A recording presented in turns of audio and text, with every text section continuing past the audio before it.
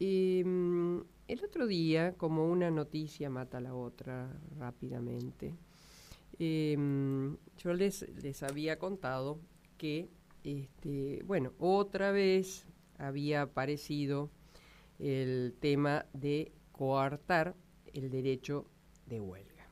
Bueno, muy bien. Yo no sé si ustedes lo recuerdan, pero inicialmente en aquel DNU, el 7023, el capítulo que tiene que ver con lo laboral fue recusado, la Cámara lo desestimó, la Cámara del Trabajo, y ahora reaparece. Lo tratan de meter por izquierda, podríamos decir así, ¿no? Está en línea, que ha tenido la gentileza de atendernos, el doctor Mario Ackerman. El doctor Mario Ackerman, es una eminencia en lo suyo, años de trabajar sobre esto, de publicar sobre esto, de ser consultado sobre esto, de pertenecer al comité máximo que tiene el mundo del trabajo, que es la OIT. Nos va a contar un poco de qué se trata. Hola, doctor, ¿cómo está? Buen día. ¿Qué tal, María Eugenia? ¿Por qué será que siempre tenemos que hablar de cosas horribles, no es cierto?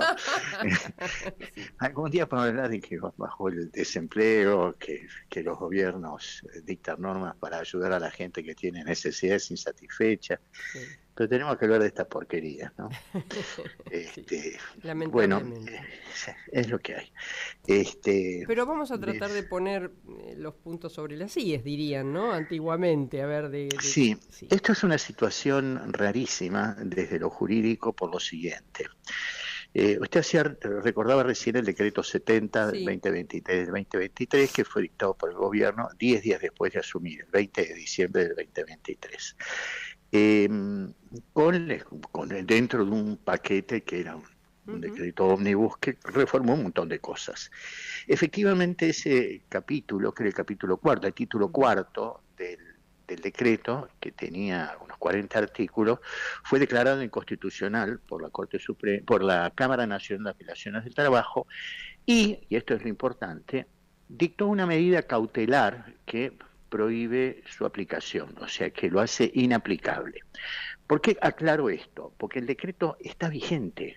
O sea, la declaración de inconstitucionalidad no le quita vigencia. Ujú. Esto es muy importante. La declaración de constitucionalidad no le quita vigencia. El decreto está vigente, pero no se puede aplicar hasta que la Corte Suprema se pronuncie, cosa que difícilmente la Corte haga alguna vez. Como la Corte no tiene plazos, dejará que se muera. O Ujú. sea, este es el tema del decreto. Dentro de ese decreto se modificaba la ley de huelgas, un artículo 24 de la ley de Kirchner del año 2004. Eh, Esta regulación, que existía ya desde el año 2004, sobre es el ejercicio del derecho de huelga en los llamados servicios esenciales para la comunidad. Que es muy limitado el concepto de servicio esencial, porque bien recuerda usted que yo estuve Sí. durante 12 años en la Ujú. comisión de expertos del OIT y hasta el Comité de Libertad Sindical, que dice cosas parecidas. Lo que hemos dicho nosotros, que han dicho los órganos de control del OIT, que son los que inventaron además la calificación de servicio esencial, es que en aquellos servicios esenciales para la comunidad no se puede interrumpir la prestación. Hasta se puede prohibir el ejercicio de huelga, no solo poner un 75%. Pero claro, los órganos dicen, como se está limitando un derecho humano fundamental, que es la libertad sindical, porque es un derecho humano fundamental, el ejercicio de la libertad sindical, las restricciones tienen que ser mínimas y excepcionales. ¿Y qué han dicho los órganos de control? Que se considera un servicio esencial para la comunidad, y acá está la clave de la historia, se considera un servicio esencial para la comunidad aquel cuya interrupción pueda poner en peligro la vida, la salud o la seguridad de la persona en toda parte de la población. Y eso está bien que sea así, porque el derecho a la vida es más importante que el derecho de huelga, el derecho a la salud es más importante que el derecho de huelga, el derecho a la seguridad personal es más importante que el derecho de huelga. Frente a estos que son verdaderas libertades, que van mucho más allá de ser un derecho fundamental, el derecho de huelga tiene que capitular y se tiene que bajar. Es decir, ahí no se puede. Entonces, si me dicen que está prohibido la huelga de la policía, está bien. Que está prohibido que los médicos hagan huelga, está bien. Pero que no me vengan a decir que la distribución de, de materiales de la construcción o estas otras cosas, ¿no? La producción, transporte, distribución, comercialización, ojo, de agua potable, gas y otros combustibles y energía eléctrica. La interrupción de energía eléctrica, por supuesto, que no se puede hacer, porque es esencial. Pero la aeronáutica, ¿qué ha dicho la OIT? Que la aeronáutica comercial no es un servicio esencial, porque la interrupción del servicio no pone en peligro la vida. Lo que es esencial es el control de tráfico aéreo. O sea, pueden hacer huelga los pilotos, pueden hacer huelga los auxiliares de bordo, pero si están volando los aviones, los controladores no pueden hacer huelga. ¿Está claro? Claro. Bueno, y ahora ha metido esto, porque en este decreto, como bien dice usted, lo ha metido por la ventana, metieron el transporte marítimo y fluvial de personas y mercadería. Es decir, ¿qué tiene que ver esto con la vida, la salud o la seguridad de la persona o todo parte de la población? Un comentario adicional y ahora le voy a explicar qué creo yo que va a pasar con esto. Porque no alcanza con decir que un servicio es esencial para prohibir la huelga. Un país en el que no se garantiza el acceso a la electricidad a todo el mundo, un país en el que hay enormes sectores de la población que no tienen agua potable y que no tienen cloacas, un país en el que se puede cortar el servicio de luz o el servicio de gas por falta de pago, ese país no está legitimado para decir que no se puede hacer huelga ahí. Porque si se puede cortar el servicio por falta de pago, quiere decir que se puede cortar también por la huelga. ¿Está claro? Claro. O sea, decir que esto es esencial, nada más que para que no se pueda hacer huelga, pero no garantizan el acceso a la totalidad de la población, es una inmoralidad y es una contradicción en sus términos. O es esencial o no es esencial. Claro. O es esencial o no es esencial, pero es esencial para todos, no solo para que no se haga huelga. Bueno, esto es un debate que viene por otro lado, pero ya de pique uno tiene que decir, muchachos, esto es indecente, ¿está? Después lo que hacen, que hay que prestar servicio. Si una huelga en la que se obligan a trabajar el 75%, no es una huelga. No, claro. O sea, la huelga es la huelga para no trabajar. Y si usted puede hacer huelga, pero no puede dejar de trabajar. Bueno, está bien. Eso es un oxímoron, como dirían los intelectuales. Bien. ¿Qué va a pasar con esto? Acá pasan dos cosas. Por un lado, no hay urgencia y necesidad. Y esto es un DNU. Es un DNU que modifica la ley. El DNU también es una norma de excepción. Requiere una situación de crisis, por ejemplo, una inundación, un terremoto, un factor climático, un tsunami, que bueno, ahí tiene una urgencia absoluta, pero además que por sus características no dé tiempo para que la materia se trate por el Congreso. Por eso se puede sustituir la legislación por un DNU, provisoriamente hasta que Congreso lo trate y decida si vale o no vale. Pero acá no tenemos el transporte marítimo, no parece que tenga que ver con la inundación en Campana. O sea, tuvimos ahora hace unos días una inundación por unas lluvias absolutamente inusuales, 400 milímetros en un día, bueno, esto era inmanejable. Ahí sí tiene usted una situación de emergencia, una verdadera emergencia, pero esto no se resuelve obligando a que circulen los barcos, ¿está claro? No hay nexo causal, o sea, no hay relación entre una cosa y la otra. Entonces, no tenemos una situación de emergencia y lo que es más grave además, es que el Congreso está sesionando. Que tenga dificultades para juntar el quórum es un problema de ellos, pero el Congreso está sesionando. Esto tendría que haberse mandado al Congreso para que lo debata. Claro. Y verán qué hacen, todo el DNU, todo el contenido de la materia marítima. Y esto en cuanto a que se trata de un DNU. No hay urgencia, no hay necesidad, ya por la fuente, ya por el solo hecho, es inconstitucional. Pero además, regula la huelga prohibiéndola. Una regulación del derecho es para decir cómo se ejerce el derecho. Pero una regulación que prohíbe no es una regulación, es una prohibición. Claro, y acá lo que tenemos es una prohibición. Y la Constitución, mal que le pese a estos muchachos, la Constitución garantiza el derecho de huelga. Está en el artículo 14 bis de la Constitución desde el año 1957, que fue una incorporación interesante porque en la Constitución del 49 no estaba, dicho esto de paso. ¿No sabía eso? No. no. Ah, fantástico esto. Algún día podemos hablar Sí.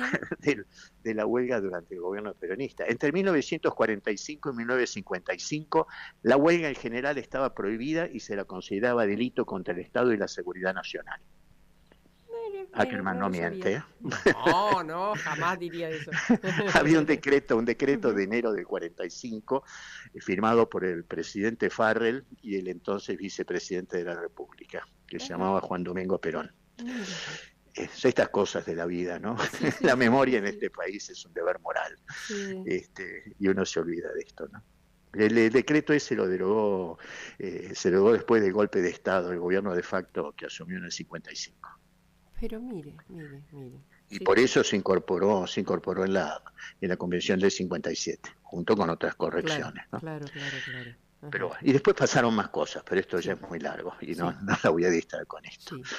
Pero bueno, no sé si Eh, le di una respuesta a lo que estaba pero queriendo saber. totalmente. Ahora, esto es por las dudas, prueba y error, si pasa, pasa. ¿Qué es, doctor, esto? ¿Qué es? Mire, Ignorancia, acecho. mire, eh, yo no estoy en la cabeza de esta gente, no sé qué tienen en la cabeza, no sé qué quisieron hacer, porque si lo que querían era incorporar el transporte marítimo como servicio esencial, como el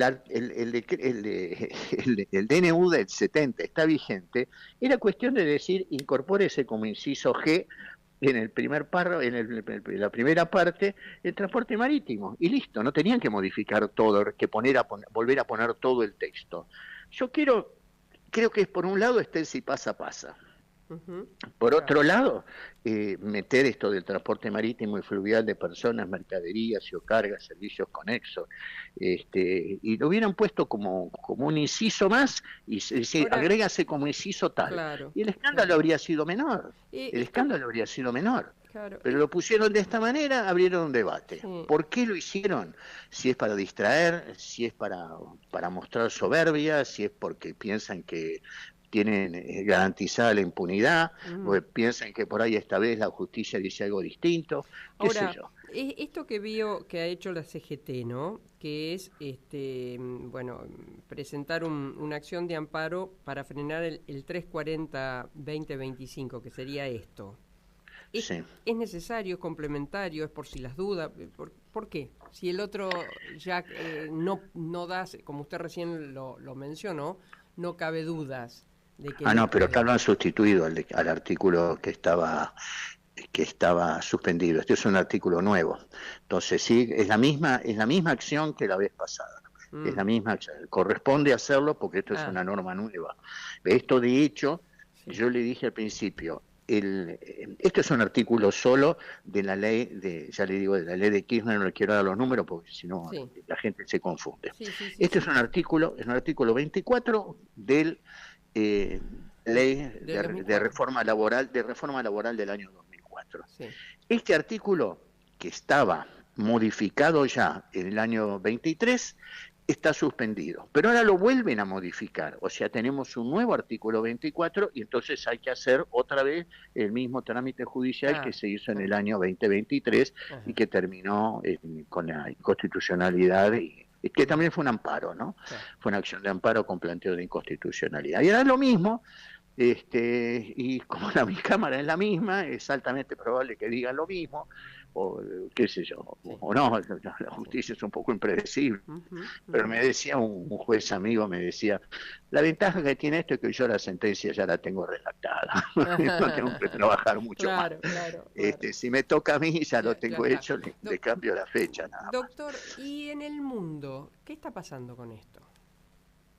¿Con qué? Con ¿Con la este, huelga? sí, con la huelga y con estos intentos, o sea, pues no. ¿Sabe qué se está discutiendo en el mundo? No, En el mundo, cuando hablamos del mundo hablamos de Europa, ¿no? O sea, sí. no hablamos de América Ujú, Latina, ni de África, ni de Oriente, sí. donde las reglas son distintas. Mm, Allá se está discutiendo cuáles son los límites del derecho de formar sindicatos. Por ejemplo, el servicio penitenciario, yo vengo de presentar un libro en Córdoba de una tesis sí. doctoral en Río Cuarto de una profesora de allá, que escribió una tesis sobre el derecho de sindicalización del personal penitenciario. Pero en Europa lo que se está discutiendo es si los jueces pueden formar sindicatos. ¿Ah? Eh, Si los jueces pueden hacer, yo por supuesto creo que sí, lo que no pueden es hacer huelga, pero pueden formar un sindicato y pueden negociar colectivamente. Si son trabajadores dependientes, tienen poder de la puerta para afuera, pero para adentro son trabajadores dependientes y tienen un sueldo, tienen vacaciones, no resuelven sobre sus condiciones de trabajo. Y además existen las asociaciones de magistrados, que son sindicatos, que no se llaman sindicato, pero la asociación de magistrados es un sindicato. Y se ha llegado al extremo, por eso digo, vivimos en un mundo, en una realidad la Argentina que no entiende lo que está pasando en el mundo. En Sudáfrica, por ejemplo, el Tribunal Constitucional de Sudáfrica, hace ya 2 o 3 años, le reconoció a los miembros de las Fuerzas Armadas, en un famoso juicio, asociación de militares contra Ministerio de Defensa, asociación de miembros de las Fuerzas Armadas, se llamaba contra Ministerio de Defensa, y el Tribunal Constitucional dijo, los militares por supuesto pueden formar sindicatos, pueden agruparse para defender sus intereses profesionales. Distinto es si pueden hacer huelga, esto es una historia aparte. Pero la huelga, esto digo como primero los sindicatos, y lo otro, en cuanto a la huelga en los países civilizados, una vez más lo digo, no es el caso del nuestro está transitando tal vez hacia una civilización. En los países civilizados, la huelga la regulan las partes, o sea, se hacen acuerdos sobre cómo se hace huelga, se incluye en el convenio colectivo cómo vamos a hacer huelga, si vamos a dar un aviso, si vamos a respetar servicios mínimos, en qué sectores se puede parar, en qué sectores no se puede parar. Los italianos, por ejemplo, más rápidos todavía, tienen los grandes sindicatos tienen lo que llaman los códigos de autodisciplina. ¿Qué quiere decir esto? Nosotros cuando hacemos huelga vamos a respetar esta regla. Y lo hicieron ellos para que no se lo regulen. Claro. O si no lo pactan, si no se pacta en el convenio colectivo. Pero esto exige madurez de los actores sociales. Claro. Esto es, no solo del gobierno, primero de los sindicatos que estén dispuestos a conversar sobre esto, y de los empleadores que estén dispuestos a negociar sobre esto. Pero ¿qué hacen entonces? No, el derecho de huelga no existe, no podamos, entonces le pedimos al gobierno que nos saque un DNU y chao, así no me hacen huelga. Pero van a hacer huelga igual, la huelga se va a hacer de todos modos, la huelga es un instituto rebelde que nació de la rebeldía. Un amigo, un profesor uruguayo, un famoso profesor uruguayo, decía, en América Latina una huelga que se precie tiene que ser ilegal. Si no, no es una huelga. Es un exagerado, ¿no? Pero digo esto, la huelga es rebelde, la huelga es refractaria a las normas, la huelga se va a hacer igual. Y después verán, se pelearán, en fin. Hay huelgas, las huelgas se ganan o se pierden, pero no hay huelgas legales o ilegales. Esta es la verdad. Y la realidad también es que nosotros hemos tenido huelga en todos lados. Un autoacuartelamiento de la policía, ¿qué? Es una huelga. Entonces, no miremos para otro lado, regulémoslo correctamente y que se sienten las partes, a conversar, bueno, en lugar de estar discutiendo rara, doctor, negocios. Que yo estoy viendo es que los representantes de los trabajadores con los empresarios, sector privado, se sientan, acuerdan y el gobierno le dice no, pero si están dispuestos a pagar, hablo de salario, ¿no? Están dispuestos a pagar los empresarios. El gobierno le dice no, y punto. Y no. Porque no son liberales. María Arminia, no alcanza con decirse liberal. Liberal soy yo. Usted dirá liberal de izquierda, sí, yo soy un liberal de izquierda. Claro, yo creo que la libertad es un valor fundamental y es razonable en ciertos casos limitar las propiedades para garantizar las libertades. Estos tipos hacen al revés. Claro. Se autodenominan liberales, se autodenominan libertarios, pero en realidad lo que les preocupa no es la libertad, sino la propiedad, y la propiedad de unos pocos. Así es. No son liberales, son propietaristas, como lo llama Piketty, que es un economista francés. Les preocupa, si usted reemplaza en el discurso del gobierno la palabra libertad por propiedad, va a entender todo. Por ejemplo, el presidente de la República que ha dicho que la igualdad es enemiga de la libertad, búsquelo porque lo dijo. Y ha dicho también la justicia social es una aberración. Ambas cosas, fíjese, igualdad, justicia social. Igualdad es igualdad. Justicia social es fraternidad. Libertad, igualdad, fraternidad. Son inseparables.